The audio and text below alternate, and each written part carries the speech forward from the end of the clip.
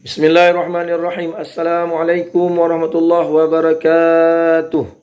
Al-Faqir Tengku Abdul Wahid Al-Ashi, Ketua Front Persaudaraan Islam Aceh, mengucapkan selamat Hari Santri kepada seluruh santri yang ada di Negara Kesatuan Republik Indonesia, lebih khusus kepada santri di Provinsi Aceh.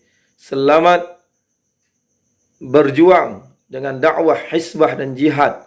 Semoga dapat terwujud program besar daripada Imam Besar Umat Islam, yakni Habibana Habib Muhammad Rizie bin Husain Shihab, yakni revolusi akhlak, mengikuti akhlak baginda Rasulullah sallallahu alaihi wasallam kepada umat Islam dan kepada penduduk Indonesia secara umum.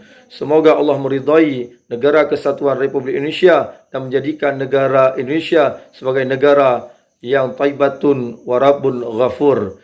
Selamat berjuang kepada para santri. Semoga Allah meridai kita dunia dan akhirat, dan Rasulullah sallallahu alaihi wasallam bangga terhadap para santri Indonesia dan para santri di Aceh khususnya, dan kita menjadi umat yang akan setia membela para habaib, wabil khusus Imam Mahdi, untuk memperjuangkan Islam yang kafah pada akhir zaman. Selamat berjuang. Takbir. Allahu Akbar, Allahu Akbar, Allahu Akbar. Assalamualaikum warahmatullahi wabarakatuh.